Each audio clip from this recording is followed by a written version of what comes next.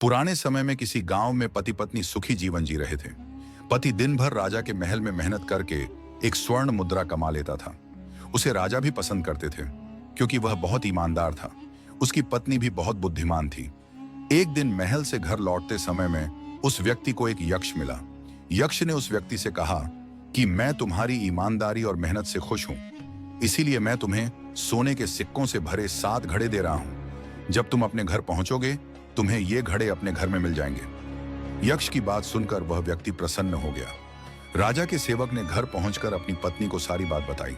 पति पत्नी ने अंदर कमरे में जाकर देखा तो वहां 7 घड़े रखे हुए थे। उन्होंने देखा कि 6 घड़े सोने के सिक्के से भरे हुए थे, लेकिन एक घड़ा आधा खाली था। खाली घड़े को देखकर व्यक्ति क्रोधित हो गया। वह बोला, यक्ष ने धोखा दिया है। क्रोधित युवक दौड़कर उस जगह पहुंचा जहां उसे यक्ष मिला था। वहां यक्ष प्रकट हुआ और उसने व्यक्ति से कहा कि खाली घड़ा तुम अपनी कमाई से भर लेना।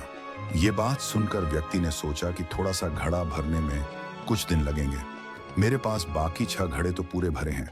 घर आकर उसने पत्नी से कहा कि 7वां घड़ा हम खुद भर लेंगे। अगले दिन से पति पत्नी ने बचत करना शुरू कर दिया। बहुत दिनों के बाद भी 7वां घड़ा भर ही नहीं रहा था। धीरे धीरे वह व्यक्ति बहुत कंजूस हो गया। खाली घड़े को जल्दी से जल्दी भरने के लिए घर के खर्च में कटौती कर दी। व्यक्ति की पत्नी ने समझाने की बहुत कोशिश की, लेकिन वह नहीं माना। कुछ ही दिनों में घर की सुख शांति खत्म हो गई। बात बात पर लड़ाई झगड़े होने लगे। सुख के दिन दुख में बदल गए।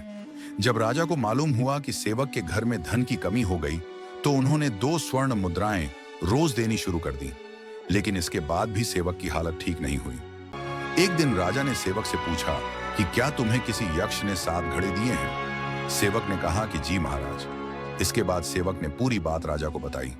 राजा ने सेवक से कहा कि तुम अभी जाकर 7 घड़े यक्ष को वापस कर दो, क्योंकि 7वां घड़े लोभ का है, यह कभी नहीं भरेगा।